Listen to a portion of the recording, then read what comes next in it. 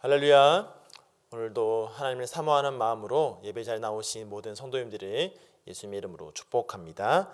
이 시간 함께 말씀 읽겠습니다. 오늘 함께 읽을 말씀은 역대하 24장 4절부터 14절까지의 말씀 함께 읽겠습니다.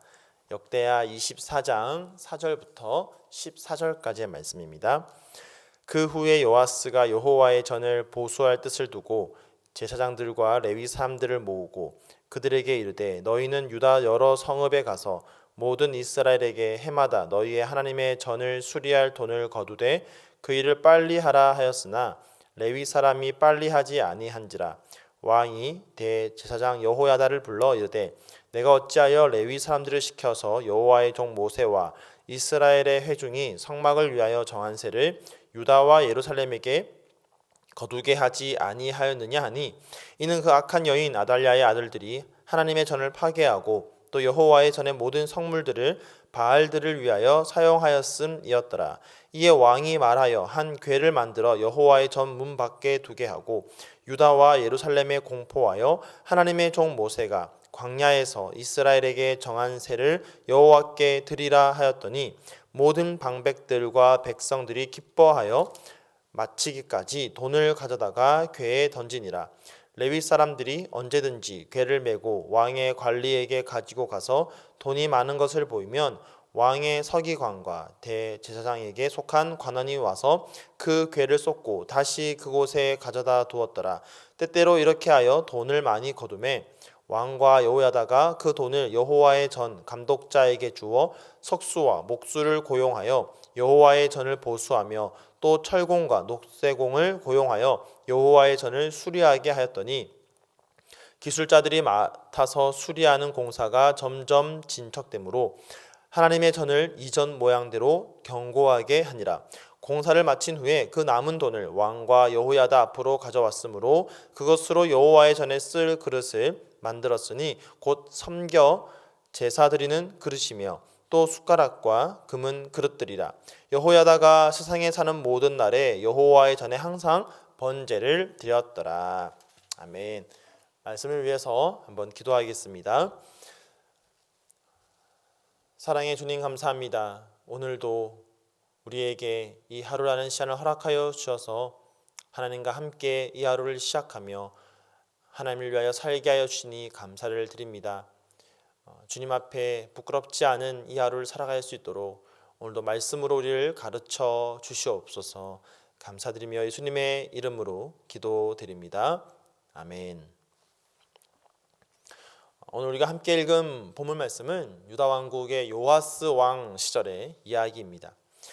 요아스가 왕이 되는 과정을 보면 순탄치 않았던 것을 우리가 알 수 있습니다. 마치 한 편의 영화를 보는 것과 같은 그런 굉장히 스릴 넘치는 그런 과정을 거쳐서 요아스는 왕이 됩니다. 우리가 지난 토요일에 보았던 이 악한 왕 아하시아, 이 아하시아가 죽은 이후에 그의 어머니였던 아달랴가 유다 왕국을 다스리게 됩니다.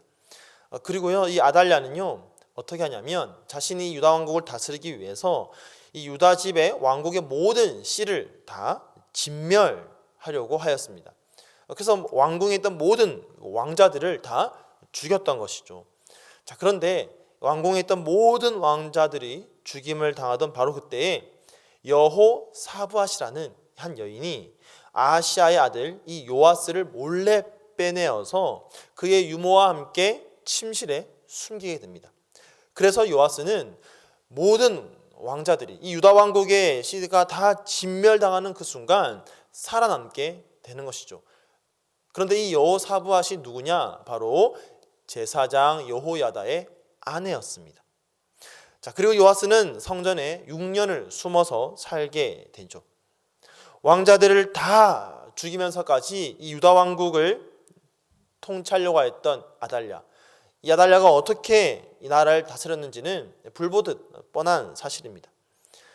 그렇게 6년의 시간을 참고 기다린 이후에 드디어 제사장 여호야다는 치밀한 계획을 세워서 아달랴를 대신하여 요아스를 유다의 왕으로 세우게 됩니다.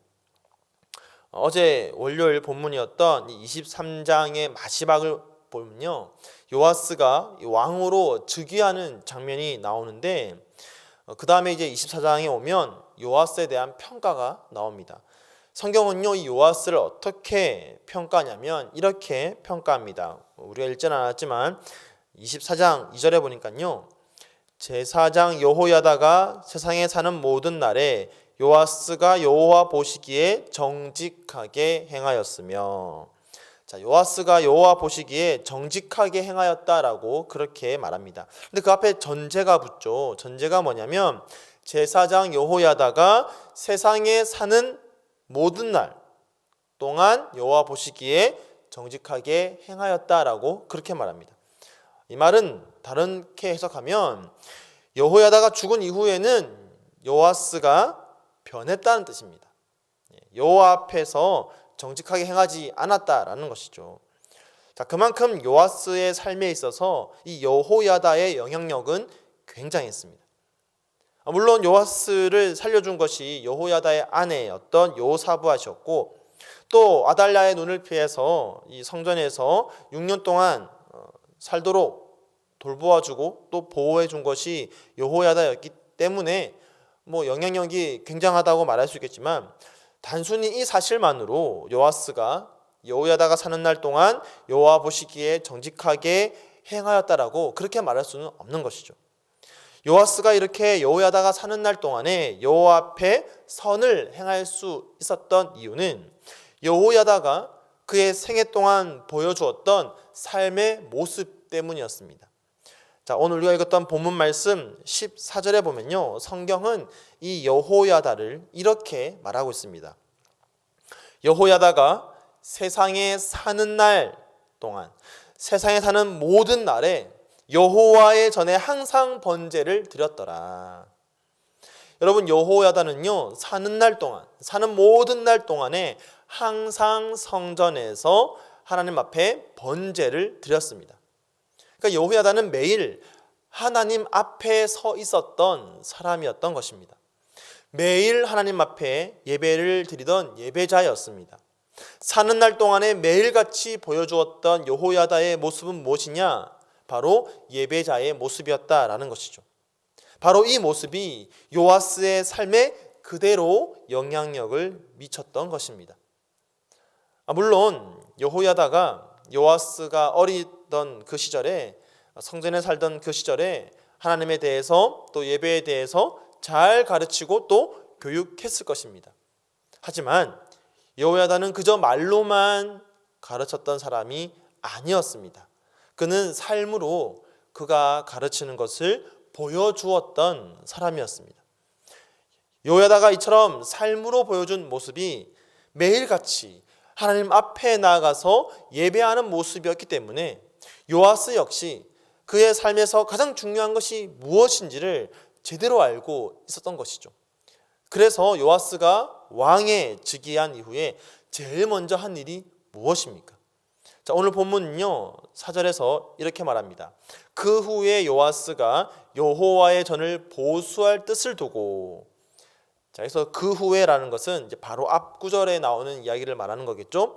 자, 1절과 2절에 보면요, 요아스가 7살의 나이에 왕에 즉위하고 또 여호야다를 통하여서 장가들고 자녀를 낳은 이야기가 나옵니다. 자, 그 후에 요아스가 한 일이 무엇이냐? 여호와의 전, 즉 성전을 보수할 뜻을 품었다라는 것입니다. 어린 나이에 왕이 되었으니까 사실 자신의 힘으로 무언가를 결정하고 또 실행한다는 것은 어려웠을 것입니다. 또 왕이 되고 나면 얼마나 할 일이 많았겠습니까? 자, 그런데 어린 나이에 왕이 되고 또 어느 정도 왕으로서의 직책을 잘 수행한 후에 안정이 되자, 그리고 스스로 무언가를 결정할 수 있는 나이가 되었을 때에 요아스가 제일 먼저 한 일이 무엇이냐? 바로 성전을 보수해야 되겠다라는 뜻을 품었다라는 것입니다. 아달랴의 아들들이 하나님의 전을 파괴하고 성전의 모든 성물들을 바알들을 위해 사용하였던, 그렇게 파괴되고 더럽혀진 그 성전을 보수하겠다라는 뜻을 요아스가 품었다라는 것입니다. 그리고 성전 보수를 위한 과정을 시작하죠. 근데 그 과정 가운데에 레위인들이 빨리 하지 않으니까 다시 그들을 독려하면서 일을 추진해 나갑니다. 이처럼 성전을 보수하는 일에 우선순위를 두고 마음과 힘을 다하여서 추진해 나가는 것, 이것이 그냥 우연히 된 일이 아니라는 것입니다.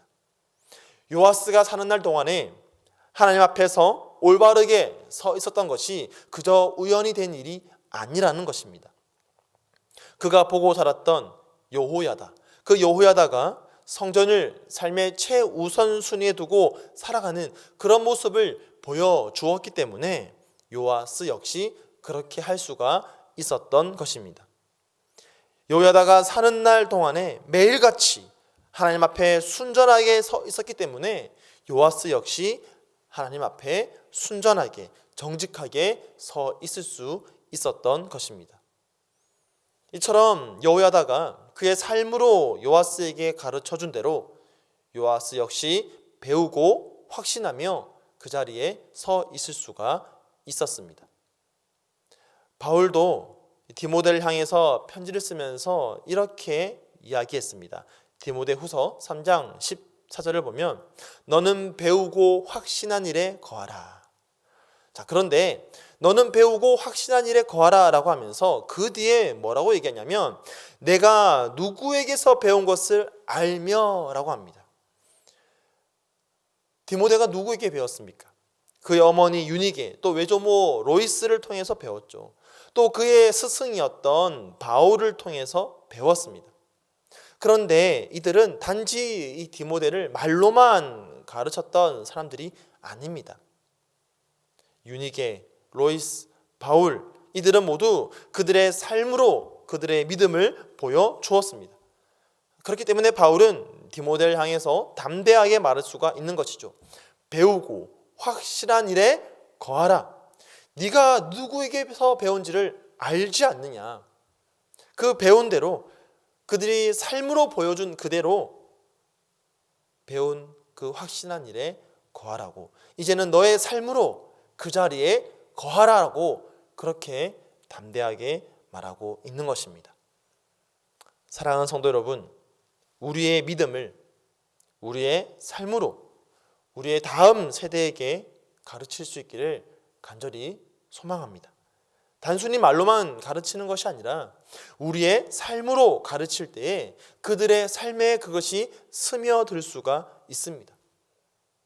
이전에 한국에서 청소년 사역을 하면서 읽었던 책 중에 제목이 삶으로 가르치는 것만 남는다라는 책이 있습니다.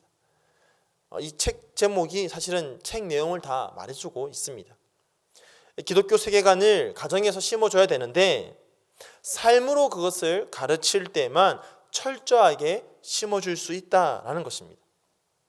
말은 예배를 잘 드려야 된다고 가르치면서 삶으로 보여주는 나의 예배의 자세는 전혀 그 가르침에 맞지 않는다면 자녀들은 그 가르침을 자신들의 삶으로 받아들이지 못합니다.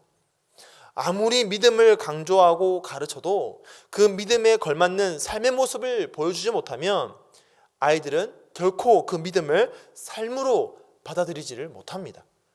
아무리 하나님을 최우선순위에 두고 살라고 말하더라도 우리가 우리의 삶으로 하나님을 최우선순위에 두는 그런 모습을 보여주지 못하면 우리의 아이들은 삶에서 하나님을 최우선순위에 두지 못합니다. 여호야다가 세상에 사는 모든 날에 여호와 전에 항상 번제를 드렸더라. 이것이 바로 저와 여러분의 삶의 모습이 되기를 간절히 축복합니다. 우리가 삶으로 가르쳐서 우리의 다음 세대가 또는 우리의 같이 신앙생활하는 성도들이 또 순원들이 또 내가 전도한 초신자가 삶으로 배우고 확신한 일에 거하여서 이 땅 가운데 하나님의 나라를 이루어 가기를 간절히 소망하면서 그런 저와 여러분 되기를 예수님의 이름으로 축복하며 축원드립니다. 이 시간 함께 말씀을 기억하면서 기도하겠습니다. 하나님, 나 또한 정말 삶으로 내가 만나는 모든 사람들, 특별히 나의 자녀들, 또 같은 신앙생활하는 성도들, 순원들, 또 초신자들에게 그렇게 예배자의 모습으로 삶으로 믿음을 보여주고 가르칠 수 있는 그런 삶을 살게 달라고 그렇게 결단합니다. 또한 그렇게 살게 주십시오. 함께 기도하겠습니다. 또한 오늘 화요일입니다. 함께 기도할 때요, 특별히 교회 가운데 아픈 환우들을 위해서, 또 우리가 특별히 기도하는 우리 병상에 있는 환우들을 위해서 함께 기도해 주시고요. 또한 디모데 청년부를 위해서 함께 기도할 때 오늘 우리가 들었던 말씀처럼 바울이 디모데에게 했던 그 권면, 너는 배우고 확신한 일에 거하라, 이 말씀이 우리 디모데 청년부 모든 청년들에게도 동일하게 하나님 주시는 권면으로 다가가서 그들이 이 땅 가운데 배우고 확신한 일에 거할 수 있도록 우리 시간 합심으로 함께 기도하며 나아가도록 하겠습니다. 함께 기도하겠습니다.